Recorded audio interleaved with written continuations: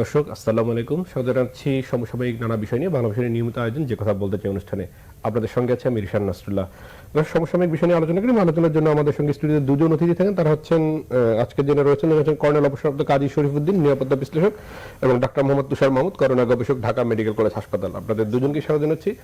দর্শক, স্বাভাবিক আমরা যেহেতু সমসাময়িক বিষয় নিয়ে আলোচনা করে, আজকে আসলে দেশে করোনা সংক্রমণ এবং করোনায় মৃত্যুর সর্বোচ্চ রেকর্ড এ পর্যন্ত হয়েছে, সেই বিষয়টি নিয়ে আমরা আসলে আলোচনা শুরু করতে চাই। আমি শুরুতে ডাক্তার তুষার মাহমুদ আপনার কাছে যেতে চাই। আসলে আজকে পর্যন্ত সেই করোনা শনাক্ত হওয়ার পর থেকে আজকে পর্যন্ত আমাদের আজকেই বলা যায় যে একদিনে সর্বোচ্চ মৃত্যু হয়েছে 164 জন এবং শনাক্তেরও সর্বোচ্চ। আসলে কোন দিকে যাচ্ছে, আমাদের গ্রাফটা কোন দিকে যাচ্ছে?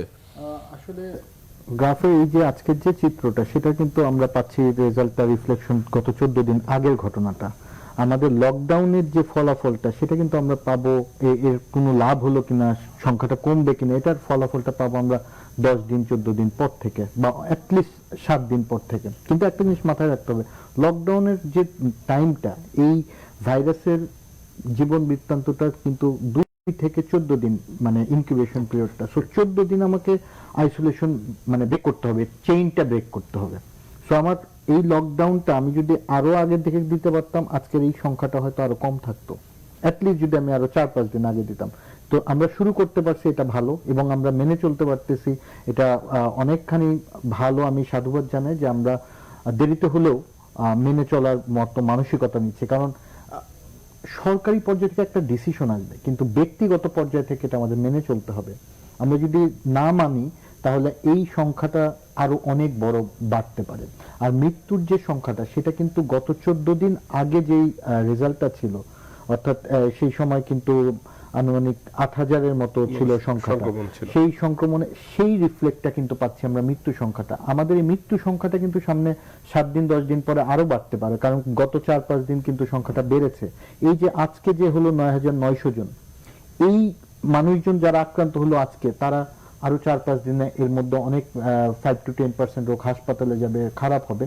তাদের পরিণতিটা কিন্তু 14 দিন পরে রিফ্লেক্ট হবে। সো মৃত্যু সংখ্যাটা হয়তো আরো বাড়তে পারে, কিন্তু সংক্রমণ সংখ্যাটা 7 থেকে 10 দিন পরে কমে আসবে। কিন্তু আমরা আসলে দর্শকদের আতঙ্কিত করতে চাই না। তারপর আপনি যেহেতু হাসপাতালের সাথে সংযুক্ত আছেন, আসলে পরিস্থিতিটা কি? মানে আমরা শুরুতে তো অনেক আলোচনা করেছিলাম সে সময় ট্রিটমেন্টের অবস্থা, এখন রোগীদের আমরা ডেল্টা ভেরিয়েন্টে করা শুনছি। আসলে কি পরিস্থিতি, হাসপাতালের পরিস্থিতি আসলে কি? ডেল্টা ভেরিয়েন্ট নিয়ে যদি আমরা বলে থাকি, আসলে গত সপ্তাহে আমরা, গতকালকে একটা রিপোর্ট এসেছে আইডিসিআর এর, যে গত সপ্তাহে শনাক্তের মধ্যে 45% ছিল মানে ডেল্টা ভেরিয়েন্ট, আর এই সপ্তাহে কিন্তু সেটা 75% এর উপরে।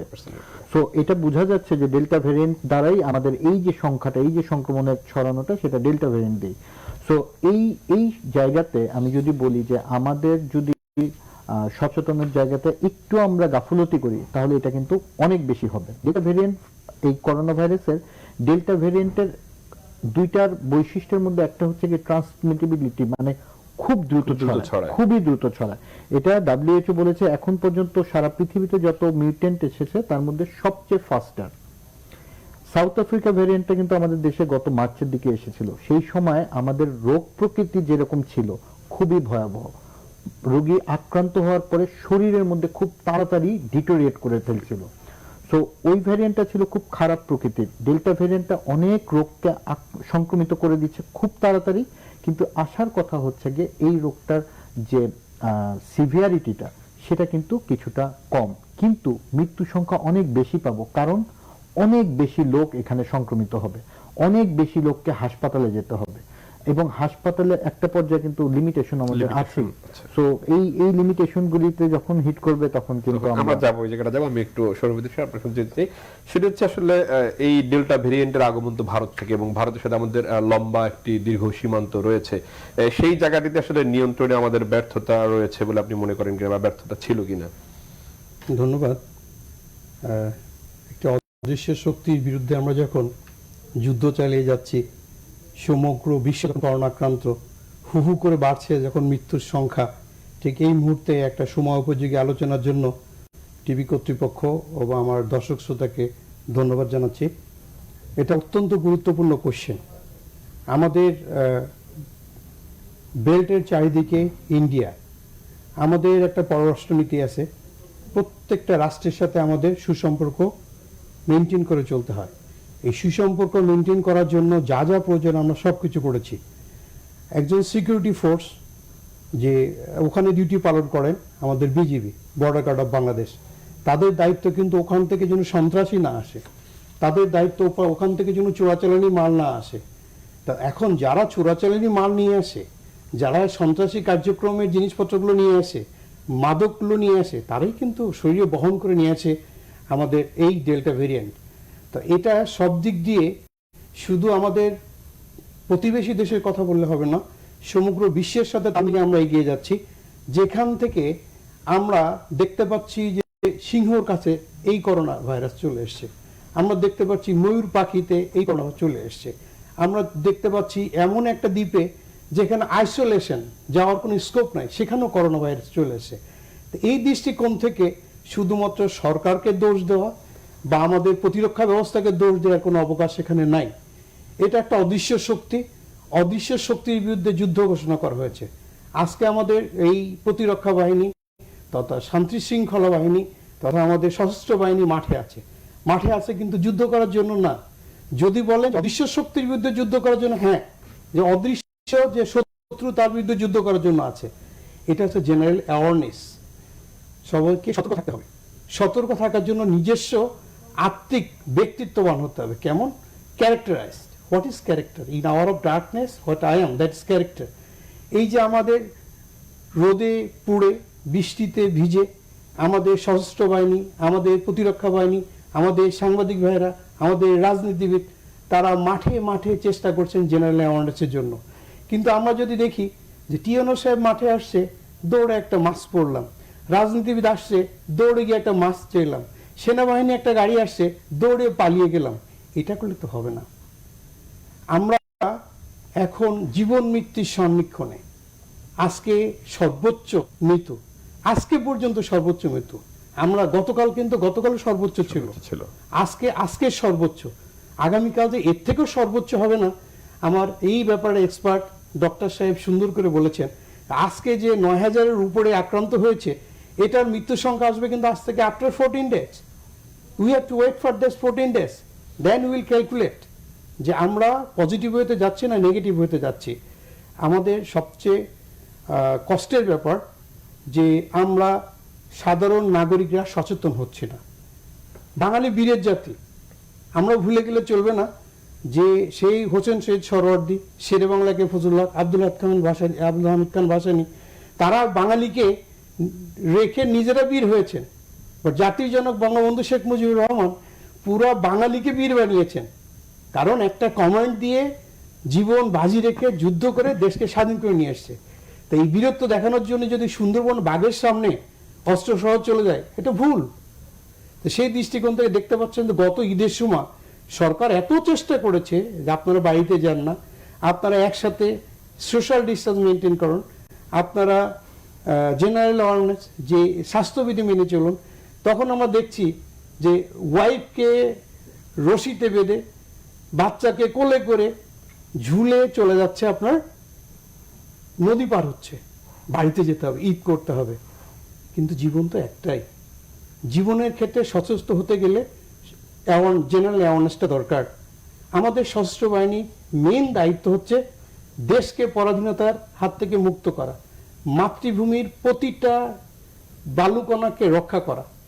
দ্বিতীয়ত কাজ হচ্ছে যে শান্তিকালীন সময়ে দেশের উন্নয়নের অগ্রযাত্রায় শরিক হওয়া। আর আরেকটা ইম্পর্টেন্ট কাজ, যখন দেশ এই করোনার আতঙ্কগ্রস্তের মতো মানে বিপদগ্রস্ত যখন হয়, তখন পাশে গিয়ে দাঁড়ানো। আমাদের সশস্ত্র বাহিনী একটা বিশাল গৌরব আছে। তারা কিন্তু জাতিসংঘে নিজেদের অবদানের জন্য সমগ্র বিশ্বে বারবার প্রথম স্থান অধিকার করেছে। আর আজকে এই বিপদের সময় এই সশস্ত্র বাহিনী আমার বাঙালির পাশে গিয়ে দাঁড়াবে না। আমরা এটা আলোচনা করব, এই সশস্ত্র বাহিনী এবং অন্য যে আইনশৃঙ্খলা বাহিনীগুলো রাস্তায় রয়েছে সেটা নিয়ে আলোচনা। আমি একটু ডাক্তার কাছে যেতে চাই। আমরা একটু আসলে ডেল্টা ভেরিয়েন্ট সম্পর্কে একটু জানতে চাই। আসলে ডেল্টা ভেরিয়েন্টটা কিরকম? আপনি যেটা বলছিলেন যে খুব দ্রুত ছড়িয়ে পড়ে, সেক্ষেত্রে আসলে এটি রুখবার মতো আসলে কি আছে? আমরা আসলে সাধারণ মানুষ কি করতে পারে, এবং এটি আসলে এই আপনি যেটি বলছিলেন যে সাউথ আফ্রিকার ভেরিয়েন্টের এক ধরনেরই ছিল, তো এইটি আসলে কোন ধরনের ক্ষতি করে মানুষ কিভাবে বুঝবে? কারণ এটি এখন তো সিজনাল সর্দি কাশিতে আমরা ভুগছি নিয়মিতই। জি, ধন্যবাদ। যে এই পয়েন্টটা হচ্ছে কি, কিন্তু আমরা প্রথম থেকে বিভিন্ন ভ্যারিয়েন্টে একই কোশ্চেন, একই উত্তর, যে এই করোনা ভাইরাসের সংক্রমণটা হবে এই নাক মুখ দিয়ে আমাদের যাবে এবং লাংসে গিয়ে এটাকে আমার এফেক্ট করবে, তারপরে বিভিন্ন রকম উপসর্গগুলি তৈরি হবে এবং উপসর্গগুলি মোটামুটি একই, যে সর্দি কাশি হবে, জ্বর থাকবে, কিন্তু গত ভেরিয়েন্টে দেখা গেছে যে চোখে ইনফেকশন হচ্ছে, চোখ জ্বালাপোড়া করছে, মাথা ব্যথা হচ্ছে, গন্ধ চলে যাচ্ছে, কারণ যখন অলফ্যাক্টরি নার্ভকে অ্যাটাক করতেছে।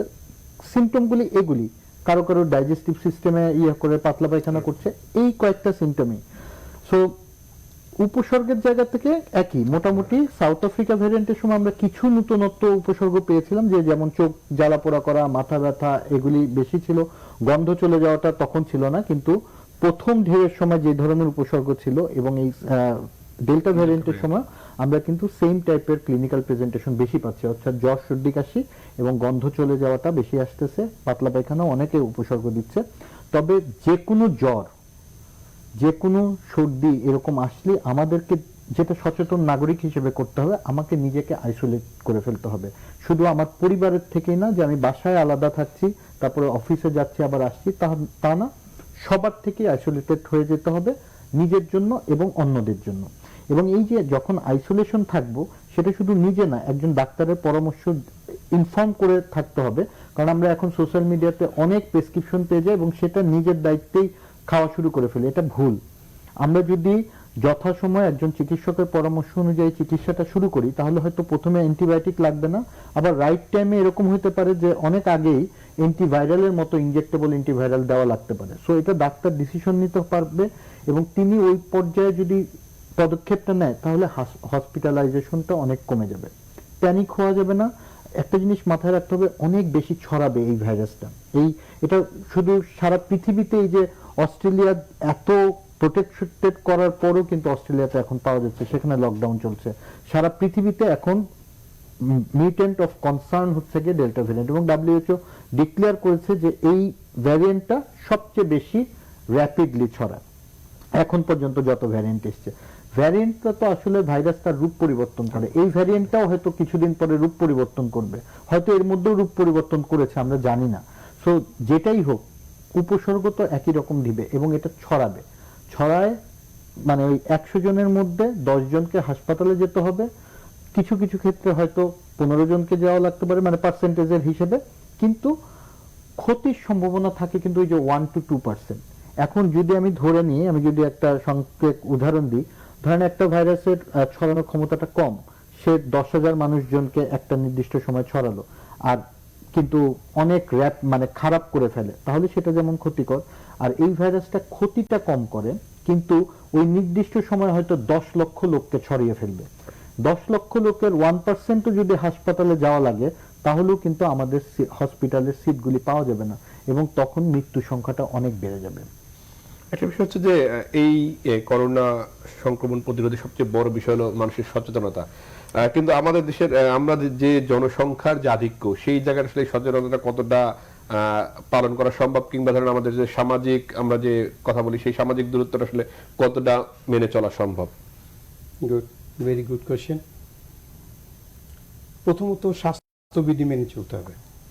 তো স্বাস্থ্যবিধি মেনে চলার জন্য একজন সাধারণ নাগরিকের যে দায়িত্ব, নিজে বেঁচে থাকতে হবে এবং আমার থেকে যেন অন্য কেউ আক্রান্ত না হয় সেদিকে খেয়াল রাখতে হবে। তা আমাদের অনেকটা জিনিস আমাদের বোঝার ভুল আছে। যেমন প্রথম দিকে যখন লকডাউন দেওয়া হয়েছিল, টাইম টু টাইম বিধিনিষেধ দেওয়া হয়েছে, তখন জীবন ও জীবিকার জন্য অনেক কিছুটা শিথিলতা বা শৈথিল্য প্রদর্শন করা হয়েছে। গত বৃহস্পতিবার থেকে যখন লিমিট ক্রস করে চলে গেছে, আজকে যেমন সর্বোচ্চ মৃত, গতকাল ছিল সর্বোচ্চ মৃত, আজকে শরণার্থীর কালের সর্বোচ্চ আইডেন্টিফাইড করা হয়েছে। তো সেই দৃষ্টিকোণ থেকে আমাদের সিরিয়াসনেসটা এত বেশি যে এখন আমাদের যে সাংবাদিক বাহিনী, পুলিশ বাহিনী, র্যাব বাহিনী, সমগ্র বাহিনী নিয়ে আমরা মাঠে একটা এসেছি যে আমাদের মাস্ক ব্যবহার করতে হবে, মাস্ট। কিন্তু এটাও মিডিয়ার মাধ্যমে আপনাদের এই সাংবাদিক বন্ধুদের মাধ্যমে আমরা দেখতে পাচ্ছি, অনেকে দেখতে আসে যে মাঠে আর্মি আসছে, মাঠে র্যাব আসে। এই কিউরিসিটিটা, আমরা বাঙালি বীরের জাতি, আমরা বাঙালি একটু ইমোশন জাতি। আমরা নিজের সচেতনতা যেদিন নিজের ভিতর আত্মস্থ করতে পারবো, সেদিন আমরা এই বিপদ থেকে উদ্ধার করতে পারবো। তবে এটা শুধু আমরা না, সমগ্র বিশ্ব যেহেতু আক্রান্ত, বিশ্বর এই ধরনের ঘটনা ঘটলে কয়েকটা মেকানিজম কাজ করে। একটা হচ্ছে জাতিসংঘ সংস্থা, 2 নম্বর হচ্ছে ইউনেস্কো, 3 নম্বর হচ্ছে ওয়ার্ল্ড হেলথ অর্গানাইজেশন। এই ধরনের সাইমেলটেনিয়াসলি, এবং এই জন্যই কিন্তু আগে জাতিসংঘ সংস্থা তৈরি হয়েছে 1945-এ, তারপর তৈরি হয়েছে ইউনেস্কো শিক্ষার জন্য 1946, তারপর তৈরি হয়েছে যে ওয়ার্ল্ড হেলথ অর্গানাইজেশন গ্রাজুয়ালি। তা এই ওয়ার্ল্ড হেলথ অর্গানাইজেশন এ ব্যাপারে অত্যন্ত স্পর্শকাতর দিক নির্দেশনা আমাদের দিয়ে যাচ্ছেন। আমাদের কিন্তু এই যে আমার যে ডক্টর সাহেব এখানে আছেন, keeping due respect to him, এই করোনা ভাইরাস এসছে 19-এ, দ্যাটস ওয়াই কোভিড-19। তার আগে কিন্তু এই করোনার সম্বন্ধে ওনার কোনো ধারণা ছিল না। কোনো একটা এই ডিসকাশনে আমার এই ডক্টর প্রফেসর শহীদুল্লাহ স্যারের সঙ্গে একটা হয়েছিল, তখন উনি বললেন, দেখেন, মানুষ প্রয়োজনের দাস। আজকে করোনা আসছে, কোভিড আসছে, সে কারণে আমরাও মানে মরতে মরতে শিখাতে শিখাতে নিজে শিখছি, এবং এটার উপরে কিন্তু আমাদের পৃথিবীর ভবিষ্যৎ পৃথিবীর আস্থা বা ভরসা। বাট আমাদের জন্য কিন্তু আরো নতুন চিন্তা ভাবনা করতে হবে।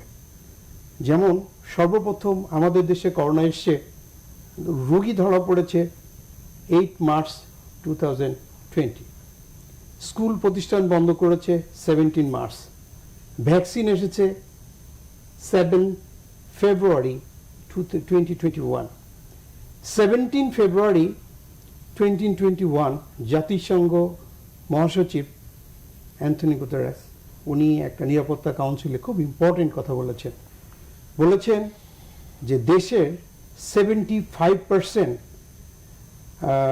বিশ্বের, নট দেশের, বিশ্বের 75% ভ্যাকসিনেশন ধনী মাত্র 10টা দেশে করগ্রস্ত হয়ে গেছে।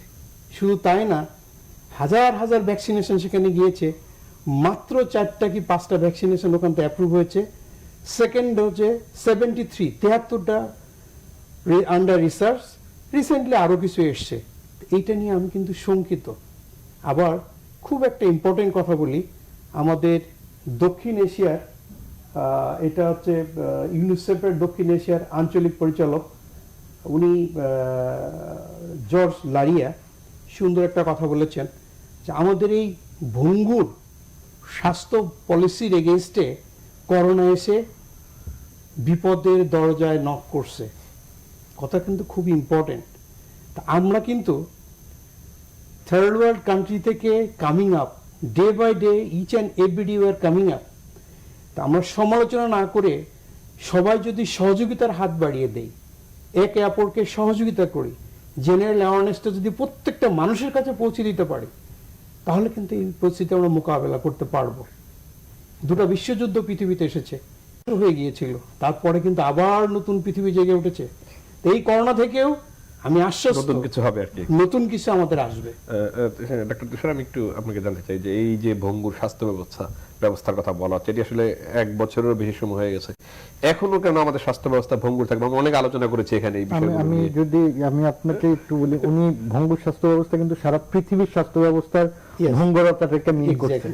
সেখানে বাংলাদেশ, আমি নিজে স্বাস্থ্য ব্যবস্থার সাথে আছি, সেখানে অনেক মানে গর্ব করে বলতে পারি আমাদের স্বাস্থ্য ব্যবস্থা পৃথিবীর অনেক আধুনিক স্বাস্থ্য ব্যবস্থার চেয়ে অনেক মানে শক্ত অবস্থানে আছে। না হলে আমরা যেভাবে ফাইট করছি, আমরা একটা ডেভেলপিং কান্ট্রি হিসেবে অনেক ডেভেলপ কান্ট্রির চেয়ে ভালো মতো ফাইট করছি, একদম সত্যি কথা, এবং তার ফলাফল কিন্তু পাচ্ছি আমরা। আজকে আপনি বলতে পারেন যে শনাক্ত হয়তো কম হচ্ছে কারণ আমরা টেস্টও কম করছি, ট্রু, কিন্তু মৃত্যু সংখ্যাটা আপনি লুকাতে পারবেন না। আমি যদি উদাহরণ দিই, ইটালি, স্পেনে যেরকম মৃত্যুর লাশ ছিল, সেটা তারা লুকায় রাখতে পারেনি, তাদের সংখ্যা স্ট্যাটিস্টিক্যাল প্রেজেন্টেশন যেমন ছিল তারা লুকিয়েও রাখতে পারেনি। আমাদের দেশে তো আমরা দেখি হাসপাতাল থেকে যেই রকম মৃত্যু সংকট হয় তার চেয়ে হয়তো আরো কিছু বেশি হবে, কিন্তু সেটা হাজারে না, শতেই আছে। তো এটা একটা আশার কথা যে আমাদের স্বাস্থ্য ব্যবস্থা এখনো পার্শ্ববর্তী দেশ ভারতেও যে পর্যায়ে অক্সিজেন ক্রাইসিস শুরু হয়ে গেল, আমাদের কিন্তু এখনো অক্সিজেন ক্রাইসিস শুরু হয়নি। তবে আমাদের এখনো শঙ্কার জায়গাটা আছে যে আমরা যদি মানে অসচেতনের মতো ঘুরে থাকি যে আমার তো কিছু হয়নি, আমার পরিবারের কিছু হয়নি, তাহলে এই দিন আসতে মানে সারা পৃথিবীর স্বাস্থ্য ব্যবস্থা যেরকমই থাকুক, যদি একসাথে পুরো দেশের সবাই অসুস্থ হয়ে যায় তাহলে সেই স্বাস্থ্য ব্যবস্থা ভাঙতে বাধ্য, সেটা যত স্ট্রং স্বাস্থ্য ব্যবস্থাই হোক না কেন। আমাদের দেশে যখন পৃথিবীর 190টা দেশ ভ্যাকসিন আনেনি, সেই সময় আমরা ভ্যাকসিন পেয়েছি। আমরা মানে জাতিগতভাবে কি সেটা অ্যাডাপ্ট করেছি? আমরা সেখানে কোশ্চেন করেছি এই ভ্যাকসিন কি পানি নাকি কি ভ্যাকসিন, কি দিব না দিব। আমরা জাতিগতভাবে একটা অ্যান্টিবায়োটিক খাওয়ার আগে কখনো কি জিজ্ঞাসা করি এই অ্যান্টিবায়োটিক খেলে আমার লাভ হবে না ক্ষতি হবে, আমার ফিউচার জেনারেশনের জন্য কি আমি একটা নিশ্চিত নিরাপদ স্বাস্থ্য ব্যবস্থার ভবিষ্যৎ রেখে যাচ্ছে কিনা? এটা স্বাস্থ্য ব্যবস্থা না, এগুলি আমরা নষ্ট করে ফেলি। অ্যান্টিবায়োটিক রেজিস্ট্যান্সটা আমরা যদি মানে মুড়ির মতো অ্যান্টিবায়োটিক খাই, এটা কিচ্ছু করতে পারবে না। ডাক্তাররা, আমি বলতে পারি ডাক্তাররা অ্যান্টিবায়োটিক লিখলেও, বেশি লিখলেও যত পরিমাণ অ্যান্টিবায়োটিক মানুষ এমনি খায় সেটা কখনো এই জিনিসটাকে কন্ট্রোল করতে পারবে না। আর একটা বিষয় হচ্ছে যে আমরা যে বারবার বলি যে স্বাস্থ্যবিধি মানতে হবে, তার বড় একটি বিষয় হলো মাস্ক। কিন্তু আমরা এই শরীফুদ্দিন সাহেব একটু আগে বললেন যে পুলিশ র্যাব আসে কিনা সেটি দেখে মানুষ মাস্ক পরছেন।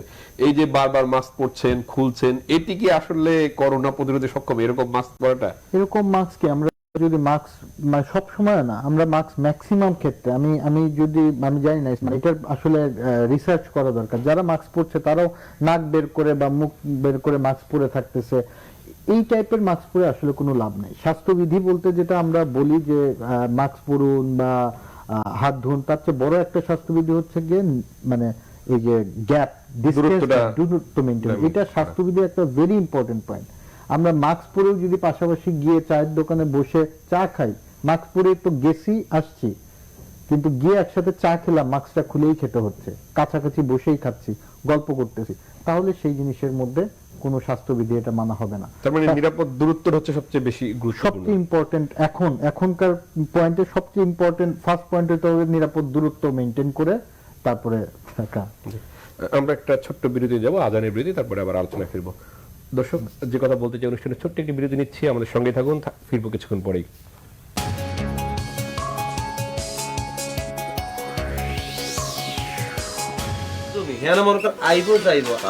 ধারাবাহিক নাটক ব্যাচেলর পয়েন্ট দেখবেন প্রতি শনি, রবি ও সোমবার রাত 11:25। কোনো অসুবিধা নাই, আমি ফিরে আসবো। এটা এখন আমার নিয়তি, আমার বারবার ফিরে আসতে হবে, কিচ্ছু করার নাই। সব টাকা পয়সা তো শেষ, এখন টাকা পয়সা লাগলে কি করবা? আমার তেমন কোনো চিন্তা নাই, আমি তোমার বিয়ে করে আলছি। তুমি আর কিছু কইতে? ধারাবাহিক নাটক বিবাহ হবে, রচনা ও পরিচালনা রনক হাসান। আমি বান্দা হাজির হয়ে যান, তাকে আমি বিবাহ করতে চাই। কি বলো দীপালি বেগম, ঠিক আছে? জি না, ঠিক বলেন নাই। আপনি এখনো চাইলে ধুমধাম করে গান বাজনা করে আনন্দ ফুর্তি করে ওদের বিয়ে দিতেই পারেন। পাত্রপাত্রী কেউ তো পালিয়ে যাচ্ছে না, তাই না? আপনার কথাগুলি শুনে মনে হয় আপনার কথাগুলি স্ত্রী করে আলমারির ভিতরে বাজ করে দিয়ে দেন, মাঝে মধ্যে দুই একটা টাইনা বাইর করে দুই একজন উপহার দেন। তুমি ভবিষ্যতে আর দুই একটা বিবাহ করতে চাও? কি কইলেন আপনি? আরে চেষ্টা করে, আমি তো কথা। ধারাবাহিক নাটক বিবাহ হবে দেখবেন প্রতি রবি ও সোমবার রাত 8:15।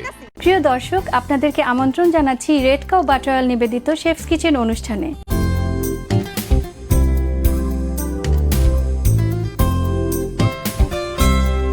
বাহারি স্বাদের মজাদার রেসিপি নিয়ে রেড কাউ বাটার অয়েল নিবেদিত রান্নার অনুষ্ঠান শেফস কিচেন।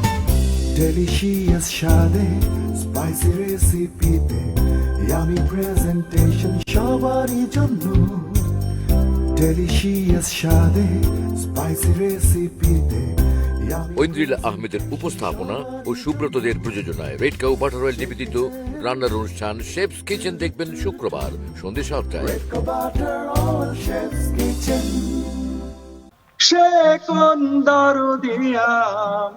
সংমিশ্রণটা ঠিক মতো হওয়ার কারণেই I think it was a good fusion আমাদের মিউজিকটা। ভেতর থেকে যে গান আসে সেইটা বানিয়ে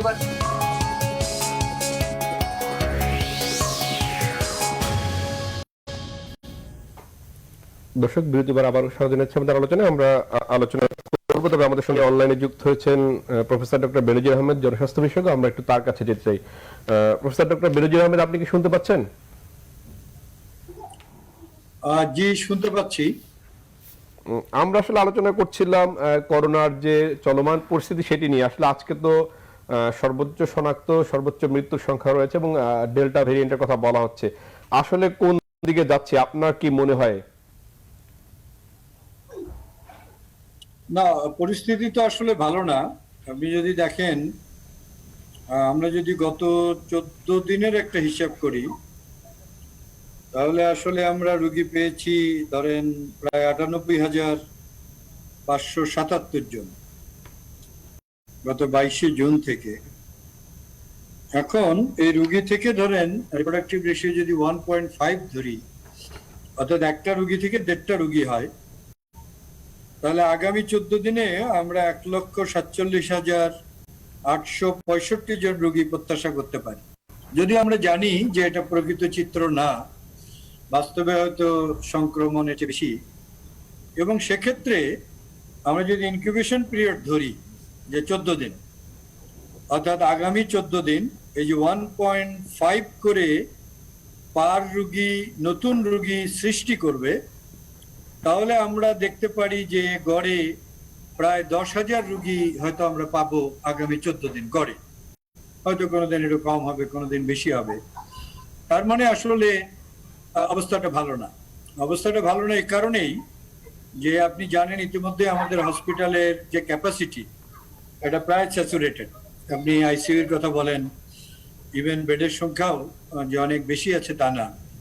সেক্ষেত্রে এই যে যদি আগামী 14 দিন 1.5 লক্ষের মতো রোগী হয়, তাদের 20% যদি হসপিটালে ভর্তি করতে হয় এবং তাদের 1-2% যদি আইসিইউ লাগে, তাহলে আমাদের জন্য আসলেই সেটা ম্যানেজ করা কঠিন হবে। এবং তার সঙ্গে আপনি যদি ধরেন মৃত্যু, আমরা এরকম যদি চিন্তা করি, গত 20 দিনে আমাদের রোগী হয়েছে 1,21,590 জন। আমরা যদি ধরি 1.6 মারা যাবে, তাহলে এরকম হয় যে 1914 জন রোগী মারা যাবে আগামী 20 দিনে, এটা গড়ে। সুতরাং তার মানে হলো গড়ে প্রত্যেক দিন 100 করে রোগী আমরা ধরতেই পারি যে মিনিমাম। সেটা কখনো বাড়বে, একেবারে সুনির্দিষ্ট না, গড় এইটা। তাহলে এর সাথে আরো যেটা যারা হচ্ছে যে ধরুন আমাদের লকডাউন চলছে একটা, তো শহরে মোটামুটি লকডাউন চলছে, লোকজন কিছুটা বেরোচ্ছে, কিছুটা বেরোচ্ছে না, কিন্তু আমাদের বেশ কিছু ব্যত্যয় আছে বড়। একটা হলো যে গার্মেন্টস এবং আমাদের রপ্তানিমুখী শিল্পটাকে আমরা খুলে রাখতে দিয়েছি, যেটা আসলে ঠিক হয়নি। দ্বিতীয়ত, যেমন ধরুন বাজার, কাঁচা বাজার খোলা আছে, সেখানে যদি আপনি সারা দেশ জুড়ে ধরেন 1 কোটি লোক বাজার করতে যায়, তার মানে 1 কোটি লোক ঘরের বাইরে আসছে। আবার মসজিদে নামাজ 5 ওয়াক্ত পড়া যাবে, তাহলে যদি আমাদের 1 কোটি লোক নামাজ পড়ে ধরেন কথার কথা, তাহলে প্রত্যেকবার যদি 5 বার যায় প্রত্যেক দিন, তাহলে 5 কোটি ইউনিট। সব মিলিয়ে আমরা যে কঠোর লকডাউনের কথা বলছি, সেখানে আসলে আমরা প্রজ্ঞাপনের মধ্যেই অথবা সরকার যেভাবে বাস্তবায়ন করতে চায়, এটা ব্যত্যয় সৃষ্টি করে ফেলেছে। আরো একটা সমস্যা হলো জানেন, সেটা হলো এবারে সংক্রমিত গ্রামেও আছে, এটা শুধু শহরে না। আর গ্রামে লকডাউনটা ধরতে গেলে হচ্ছেই না। আমি আমার ভাস্তিকে জিজ্ঞেস করলাম, আমার বাড়ি গাইবান্ধায়, যে আচ্ছা আমাদের গ্রামের বাড়ির কি অবস্থা? বললাম আচ্ছা আচ্ছা, দোকান টোকান তো সব খোলা, লোকজন বেরোয়, এটা আপনি জানেন। এমনকি সাদুল্লাপুর একটা উপজেলা, সেখানে কাঁচা বাজার, মুদির দোকান খোলা, লোকজন আসছে।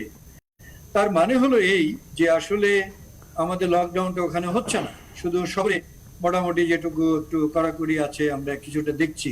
তারপরেও তো ধরেন রিক্সা চলছে, তো ঢাকা শহরে যদি কয়েক লক্ষ রিক্সা চলে সারাদিন, তাহলে একটা রিক্সা যদি 10 জন করে লোক যাত্রী যাতায়াত করায়, তার মানে কিন্তু যে কথাটা ছিল যে বাড়ির বাইরে কেউ আসলেই তাকে জেল জরিমানা, সেইটা এবং বাস্তব অর্থাৎ প্রয়োগ, এটার মধ্যে কিন্তু একটা বড় ফারাক আছে আমাদের প্রজ্ঞাপন এবং বাস্তবায়নের মধ্যে।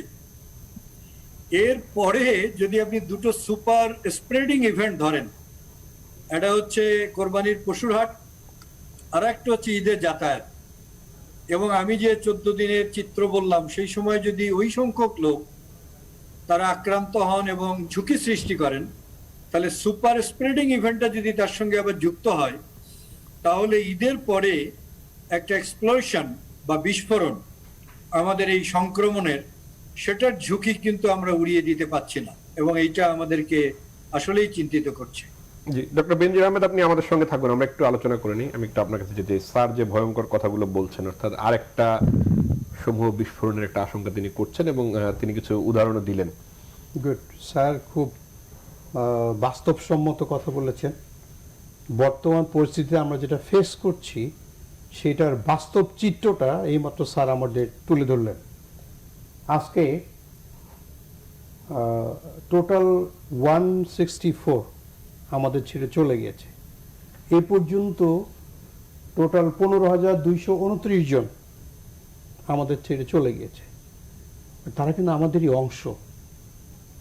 এই ম্যাজিস্ট্রেট নামিয়ে আমরা যে জরিমানা করছি, this is not the solution. Sir যেমন করে সুন্দর করে বললেন দেশের কথা, আমার দেশের বাড়ি মাগুরা। আমার দেশের থেকে আনোয়ার হোসেন শাহিন একজন সাংবাদিক, অত্যন্ত প্রিয় সাংবাদিক এলাকাবাসীর কাছে। এই ভদ্রলোক একটু আগে আমাকে তথ্য দিয়ে জানালেন, স্যার আমাদের মাগুরা সদর হাসপাতালে 34 জন ভর্তি হয়ে গেছে। তো মাগুরার মতো একটা ডিস্ট্রিক্টে আমরা কিন্তু এই ইসের জন্য, ভেন্টিলেশন সাপোর্টের জন্য প্রস্তুত ছিলাম না। তো এখন এটা ডেঞ্জারের জন্য চলে গেছে। আজকের খবরে যেটা আমরা দেখতে পাচ্ছি, খুলনা বা বাগেরহাটের তথ্য, মফস্বলে কিন্তু আগে সবই ছিল রাজধানীমুখী, এখন কিন্তু রাজধানীমুখী নয়, পুরা দেশে এটা ছড়িয়ে গিয়েছে। বাট তবুও আমাদের মেইন ইম্পর্টেন্ট হচ্ছে ভ্যাকসিনেশন। মেইন ইম্পর্টেন্ট হচ্ছে অসম্ভবকে সম্ভব করার নামই হচ্ছে বীরত্ব। মানুষের মনের দুর্বলতা করে ভীত কাপুরুষ। অসম্ভবকে সম্ভব কেমন? আমরা বলবো যে বাবা, তোমরা যে আর্মি দেখতে এসছো, তোমরা যে টিএনও সাহেবকে দেখতে এসছো, তোমরা যে রাজনীতিবিদের মাস্ক বিতরণ দেখতে এসছো, এর থেকে বেশি ইম্পর্টেন্ট তুমি মাস্কটা পরো। আমি একটা ব্রিটিশ জার্নালে আজ থেকে প্রায় 1 মাস আগে পড়েছিলাম যে যেদিন এই বাংলাদেশে না, এই বিশ্বে ডায়াবেটিক্স পেশেন্ট বা ডায়াবেটিক্স রোগ এসছে, তখন কিন্তু মানুষের জেনারেল অ্যাওয়ারনেস, সচেতনতা বেরিয়ে গেছে। ঘুম থেকে উঠে বলা লাগে না, তার হাঁটাহাঁটি শুরু করে। খাওয়ার ব্যাপারে তারা কন্ট্রোল চলে এসছে। আর এই আর্টিকেলে দেখলাম আমাদের মাস্ক দেওয়ার পরে ওয়ার্ল্ডে আমাদের কিন্তু জীবনের বেঁচে থাকার হার আরো বেড়ে যাবে। আগে ছিল একটা নির্দিষ্ট হার, তার থেকে বেড়ে যাবে। কেন যাবে? কারণ আমরা মাস্ক দিয়ে, কিন্তু মাস্ক তো আমরা সেই গত 1 বছর থেকে বলে আসছি, সেটা ঠিক আছে, বলে আসছি, কাজ হচ্ছে না। তো কেন হচ্ছে না? কাজ হচ্ছে না, এটা শুধু আমাদের দেশ না, সমগ্র বিশ্বেরই তথ্যপত্র। এখন আপনার এই সুন্দর অনুষ্ঠান যে কথা বলতে চাই, এই বলতে চাওয়ার মেন কথা যেটা, আমরা বাঁচতে চাই। বাঁচার জন্য কি দরকার? এই প্রতিকূল পরিস্থিতিতে কেমন করে স্বাস্থ্যবিধি মেনে চলতে হবে, এই প্রতিকূল পরিস্থিতিতে আমার সন্তানকে নিয়ে কেমন করে চলতে হবে, এই প্রতিকূল পরিস্থিতিতে আমরা each and every step positively কেমন করে আগাবো, এই দিকগুলো আমরা সচেতন হলে আমরা এগিয়ে যেতে পারবো। ডক্টর তুষার মাহমুদ, এই আমাদের বেনজির আহমেদ স্যার যেটি বললেন, এবং তার সাথে আমি একটু যুক্ত করতে চাই। আমরা আসলে এর আগের বার মৃত্যুর সংখ্যাটা ছিল ঢাকা আর চট্টগ্রামে বেশি সংখ্যক। এখন আমরা দেখছি যে খুলনায় 55 জন, রাজশাহীতে 16 জন, চট্টগ্রামে 18 জন, অনেকে রংপুরও যুক্ত হয়েছে, অন্যান্য বিভাগগুলোতে আসলে বাড়ছে। পুরো দেশে এখন এই সংখ্যাটি ছড়িয়ে যাচ্ছে এবং বাড়ছে। আসলে এটি নিয়ন্ত্রণের কোনো উপায় আছে কিনা, বা স্যার যেটি বললেন যে মানে এইটি আসলে ছড়িয়ে দিয়েছে কিনা আমরা পুরো দেশ জুড়ে? বেনজির স্যার যে কথাটা বললেন, ম্যাথমেটিক্যাল প্রেজেন্টেশন, একদম সুন্দর মতো হিসাব, অঙ্কের মতো হিসাব চললে এই জিনিসটা হবে। আমি স্যারের সাথে খালি এটুকু যোগ করতে চাই, স্যার খুবই কনজারভেটিভলি খুব মিনিমাম সংখ্যাটা বলেছে।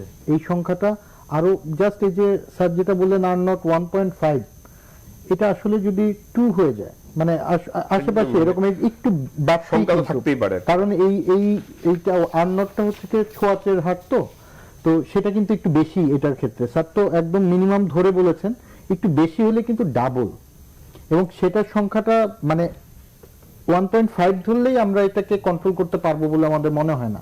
কিন্তু এটা যদি একটু বেশিও হয়, এবং স্যার যে দুইটা খুব মেজর ইভেন্টের কথা বলেন, সামনে ঈদ আসতেছে, কুরবানি হাট, এবং এটা আপনি কন্ট্রোল করার মতো মানসিকতা এখনো মানুষের মধ্যে সচেতনতা নাই। যদি এটা আমরা না কন্ট্রোল করতে পারি, আমাদের স্বাস্থ্য ব্যবস্থাকে নিয়ে আগেই আমরা বলে দিচ্ছি, আমি ডাক্তার হিসেবে আগেই বলে দিচ্ছি, আমরা পারবো না, সম্ভব না। আমার যদি সিট না থাকে আমি কিভাবে অক্সিজেন, কারণ এটার তো লিমিটেশন। আমার হসপিটালে যদি 590টা সিট থাকে, 590টা হয়তো অক্সিজেন সাপোর্টের লাইন থাকবে, 1000টা তো আমি লাইন দিতে পারবো না। সারা দেশের প্রত্যেকটা মানুষের ঘরে ঘরে তো হাসপাতাল বানায় রাখা সম্ভব না।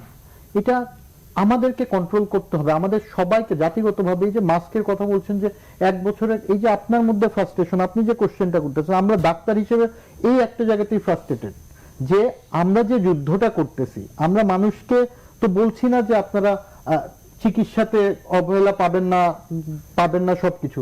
আপনি যে রাজশাহী, খুলনা, বগুড়া, বিভিন্ন জায়গা, প্রত্যেকটা জেলা সদরের হাসপাতাল এবং টার্সিয়ারি হসপিটালগুলি, ঢাকার বাইরের গুলি, ঢাকাতে এখনো হয়তো সিট আছে, কিন্তু গতকালকে কিন্তু সিট অলমোস্ট ফুল আপ, এবং filled up not by the Dhaka অথবা চিটাগাং এর পেশেন্ট, এগুলি আশেপাশের জেলার পেশেন্টরা চলে আসছে, কারণ সেই জায়গাতে আইসিইউ নাই, সেই জায়গাতে হসপিটালের বেড নাই। বগুড়া থেকে পেশেন্ট ঢাকাতে চলে আসতেছে এখন, কারণ বগুড়াতে আইসিইউ সাপোর্ট, একটা বগুড়া জেলা সদরের হাসপাতালে আইসিইউ আছে হয়তো 6টা কি 10টা, আমরা তো ঢাকাতে চলে আসতে হবে। এখন যদি আপনি বলেন কেন জেলা সদরের মতো জায়গাতে আইসিইউ বেড কম, আইসিইউ বেড বাড়ায় দিতে পারে, আমি 50টা বাড়ায় দিব, ম্যান পাওয়ার কিভাবে দিব? আমি সবকিছু রেশনালি চিন্তা করলে আমাদেরকে একটাই সলিউশন। প্রথমবার ঢেউয়ের সময় আপনাদের আমি নিজেই এখানে বলেছি, ফ্ল্যাটেন দ্য কার্ভ, এগুলি নিয়ে কথা হয়েছে, যে রোগীর সংখ্যা বাড়ুক, কিন্তু সংখ্যাটা যেন ধীরে ধীরে বাড়ে। এক সময়ে যদি অনেক রোগীর সংখ্যা বেড়ে যায়, আমরা কোনোভাবেই কন্ট্রোল করতে পারবো না, পৃথিবীর কোনো দেশই পারবে না। ডক্টর বেনজির আহমেদ, আপনি কি আমাদের সঙ্গে আছেন? জি আছি স্যার, আমি একটু জানতে চাচ্ছি যে আমাদের তো লকডাউন চলছে, সেটি আরো 7 দিন বাড়ানো হয়েছে, অর্থাৎ 14 জুলাই পর্যন্ত নেওয়া হয়েছে, যদি ভুল না করে তাহলে 21 জুলাই আসলে ঈদুল আজহা। আসলে এই বাকি 7 দিনটি আসলে কি হবে সেটিও এখন পর্যন্ত কোনো ধারণা দেওয়া হয়নি। আপনি যে আশঙ্কাটি করেছেন যে আরেকবার এক ধরনের বিস্ফোরণ ঘটতে পারে, তাহলে এখন কি করণীয় আমাদের? আসলে একসঙ্গে কেন আমরা পদক্ষেপ নিতে পারছি না?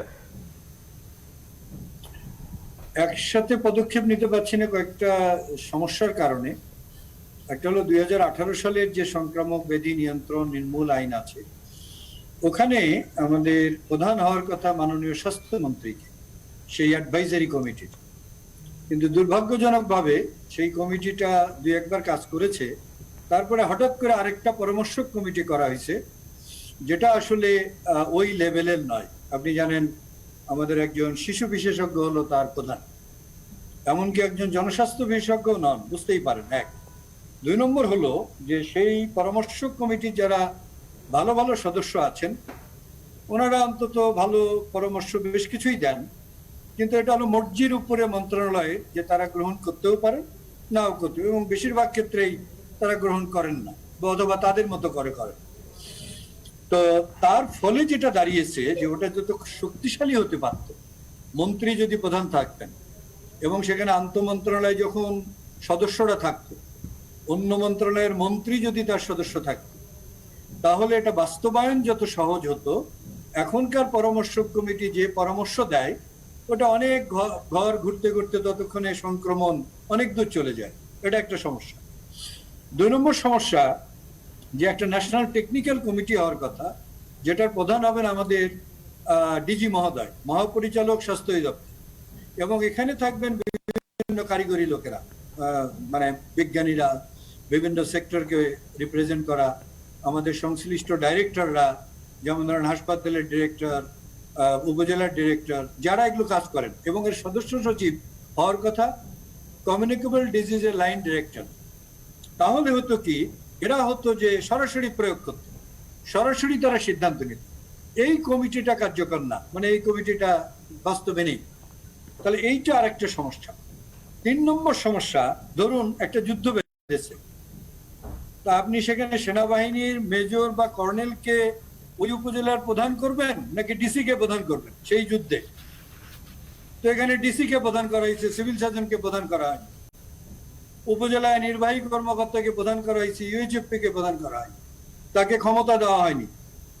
উনি 2018 সালের আইন অনুযায়ী মহাপরিচালক অথবা তার প্রতিনিধি হবেন সিভিল সার্জন বা ইউএইচএফপিও, তারা এটা বাস্তবায়ন করবেন। যদি করতে সুবিধাটা কি হতো, আমাদের সিভিল সার্জন, আমাদের ইউএইচএফপিও সায়েন্সের বেলায় চৌকস, মেডিকেল সায়েন্সের বেলায় তার চেয়ে চৌকস তো ডিসি ইউনো নন। ধরুন একজন ইউএইচএফপি এর মনে হলো আমার এখন লকডাউন চালু করা দরকার, তো প্রধান তো হলো ইউনো, তাহলে ওনাকে ইউনোকে অনুরোধ করতে হবে। আমাকে একজন ইউএইচএফপিও বলেছেন, স্যার একটা চিঠি আসলো, আমি ইউনো সাহেবকে বললাম আচ্ছা একটা চিঠি আসছে, আমাদের বসা দরকার। উনি বললো বলবো, ঠিক আছে। তো এটা তো অস্বাভাবিক না। তো এখানে দ্রুত আমাদের সিভিল সার্জনদেরকে প্রদান করা উচিত জেলায়, ইউএইচএফপিদেরকে প্রদান করা উচিত উপজেলায়, এবং আমাদের ডিজি মহোদয়ের নেতৃত্ব নেওয়া উচিত এই আইন প্রয়োগ করায় কখন কোথায় লকডাউন করতে হবে এগুলো যদি করা যায়। এবং ডিজি মহোদয়ের হাতে থোক বরাদ্দ দেন 50 কোটি টাকা, সিভিল সার্জনকে দেন 5 কোটি টাকা, আমাদের মানে যারা সুপারিনটেন্ডেন্ট ডাইরেক্টর আছেন ওদেরকে 10 কোটি টাকা করে দেন, ইউএইচএফপি কে 1 কোটি টাকা করে দেন, এবং তাদেরকে আইন দেন, তাদেরকে এইটা কিভাবে খরচ করবে সেই স্বচ্ছতার সাথে যেন করে, এবং তাদেরকে গাইডলাইন দেন। এই করোনা সংক্রমণ আমরা 14 থেকে 42 দিনের মধ্যে আমরা সংক্রমণ এটা নিয়ন্ত্রণ আনতে পারি। যথাযোগ্য লোকের হাতে তার কাজ যদি না করতে দেয়া হয় তাহলে আসলে ঠিক মতো পারা যাবে না। সমস্যাটা এই জায়গাটা। আপনি আমাদের সঙ্গে থাকুন, আমি আবার আসবো আপনার কাছে টিকা প্রসঙ্গে। আমি একটু কর্নার অফ সরকার আপনার কাছে যেতে চাই, সেটি হচ্ছে যে স্যার যেটি বলেছেন সমন্বয়হীনতা। আমরা র্যাব, বিজিবি, সেনাবাহিনী সদস্যদের রাস্তায় নামিয়ে দিই, তারা জরিমানা করছেন, ম্যাজিস্ট্রেট তাদের সাথে আছেন, কিন্তু আসলে এই সমস্যাটি যারা মোকাবেলা করবেন, সামনে থেকে যারা নেতৃত্ব দেবেন, তাদের তো মাঠে নেই, এবং এমনভাবে জরিমানা করা হচ্ছে সেগুলো নিয়ে সমালোচনা হচ্ছে ব্যাপক আকারে। ধন্যবাদ। স্যার যে কথাটা বলেছেন, doctor Benji sir, very important. একটা বাড়িতে যখন আগুন ধরে তখন ওইখানের কে বড় লোক, কে ছোট লোক, কাকে দায়িত্ব দেওয়া আছে, কে কমিটির প্রধান, এটা বিবেচ্য বিষয় নয়। আগে তাকে বাঁচাতে হবে, বিল্ডিংটাকে হোক, কুড়িঘড়ি হোক, কেমন করে তাকে বাঁচাতে হবে বা এইটা হচ্ছে আমাদের মেন উদ্দেশ্য। তো সমগ্র বিশ্ব এখন মহামারীতে যেমন করে আছে, যেমন কাউকে কমিটির হেড দিলেই যে উনি সব কিছু করবেন, আর হেড না দিলে যে কিছু করবেন না, এটা কিন্তু বিবেচ্য বিষয় নয়। আমি যেহেতু আর্মির প্রাক্তন অফিসার, আমাদের আর্মিতে লেফটেন্যান্ট কর্নেল একটা ব্যাটালিয়ন কমান্ড দেন, ওইখানে অ্যাডজুটেন্টের দায়িত্ব পালন করেন একজন লেফটেন্যান্ট আর একজন ক্যাপ্টেন। উনি এই পুরা ব্যাটালিয়নের সার্বিক সমন্বয়ের দায়িত্ব। কিন্তু ওই ব্যাটালিয়নে প্রায় 21 জন অফিসারের অনেক মেজর আছেন, অনেক ক্যাপ্টেন আছেন, অনেক লেফটেন্যান্ট আছেন, কিন্তু ওই একজনই সবকিছু কন্ট্রোল করছেন। তো টিএনও বলেন, ডিসি বলেন, উনি সবকিছু ওনার গ্রিপে আছে, কন্ট্রোলে আছে। না, কিন্তু যদি ধরেন যুদ্ধক্ষেত্রে সেই নেতৃত্বটা একজন ডাক্তারের কাছে দেওয়া হয় বা একজন সাংবাদিকের কাছে দেওয়া হয়, তাহলে কি দাঁড়াবে? সবাই কাজ করবে, mutual respect, sacrifice and compromise, this 3 law is implicated for all. যদি মিউচুয়াল রেসপেক্ট না থাকে, একজন ডক্টর তার কাছে তার নিজস্ব রেসপেক্ট থাকবে, টিএনও সাথে রেসপেক্ট করবেন। একজন মিলিটারি অফিসার তার নিজের রেসপেক্ট থাকবে, টিএনও ডক্টর সবাইকে নিয়ে এবং অন্য সবাইকে রেসপেক্ট করবেন। That's why mutual respect, sacrifice এবং কম্প্রোমাইজ। What sacrifice? এইটা ডক্টর রিলেটেড। ডক্টর সাহেবরা হঠাৎ করে মানে কাজের জন্য তাকে হেড করা হয়নি, দ্যাট ডাজন্ট মিন যে উনি চুপ করে বসে থাকবেন। ওয়ান মিনিট, গত 3 তারিখের রাতে যখন বিদেশ থেকে ভ্যাকসিন এসছে, ওয়ার্ল্ডের সবচেয়ে ক্রাইসিস, সবচেয়ে ইম্পর্টেন্ট ডিসকাশন, বাংলাদেশের সবচেয়ে ইম্পর্টেন্ট ডিসকাশন ভ্যাকসিন। এই ভ্যাকসিন যখন আসছে তখন কিন্তু স্বাস্থ্যমন্ত্রী ওখানে হাজির, ওখানে পররাষ্ট্রমন্ত্রী হাজির, মাননীয় প্রধানমন্ত্রী কিন্তু ওইখানে বসে হুঙ্কার দিচ্ছেন। Everything she is monitoring from দিয়ার। ওইখান থেকে আমরা পররাষ্ট্রমন্ত্রীর মুখের কথাই বুঝতে পাই, মাননীয় প্রধানমন্ত্রী বলেছেন দেশের প্রত্যেকটা জনগণের জন্য একটা করে ভ্যাকসিন কেনা হবে, এর জন্য টাকা কোনো সমস্যা নাই। তা মাননীয় প্রধানমন্ত্রী তো ওই কমিটির হেড না। না, কিন্তু সমন্বয়হীনতা আছে কিনা, মানে এরকম ধরেন অনেক বাহিনীকে যুক্ত করতে গিয়ে ধরেন সমন্বয়হীনতা তৈরি হয়েছে কিনা?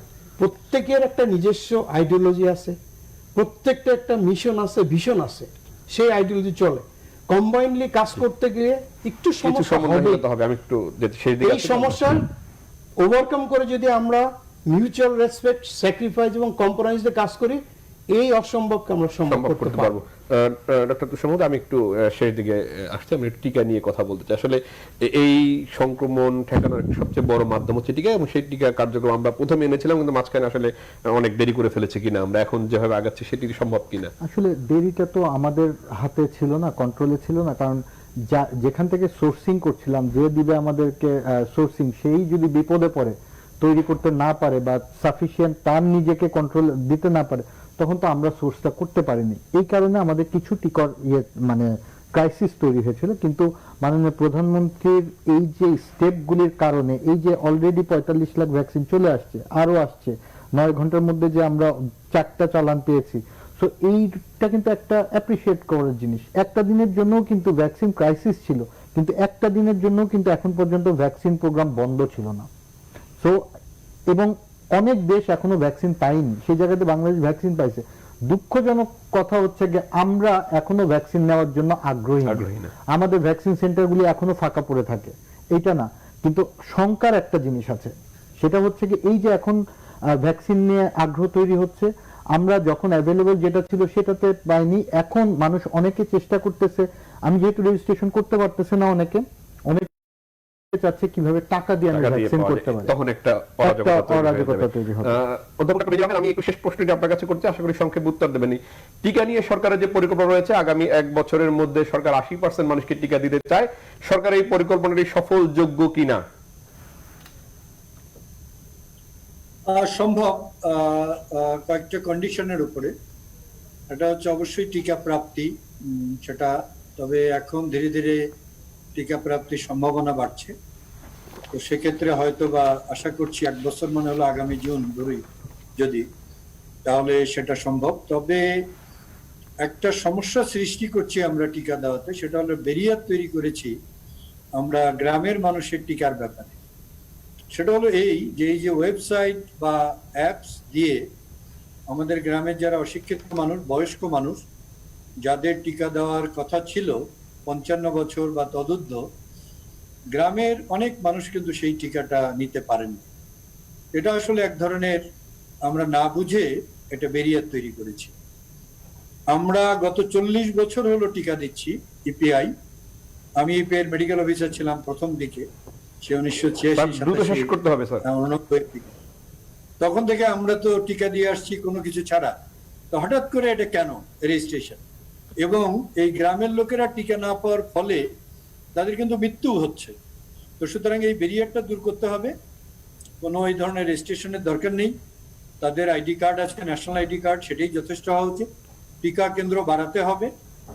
স্বাস্থ্য সহকারী, পরিবার কল্যাণ সহকারী, সিএসসিপি, এনজিও কর্মী যারা একদিন থেকে টিকা দিয়ে আসছে, তাদেরকে টিকায় যুক্ত করতে হবে। টিকা কেন্দ্র মানুষের ঘরের কাছে নিতে হবে। বাংলাদেশের মানুষ টিকা বিরোধী নয়, এইবার তারা টিকার প্রয়োজনীয়তা অনুভব করেনি গ্রামে, এবং এই ব্যারিয়ারগুলোর কারণে তারা টিকা পায়নি।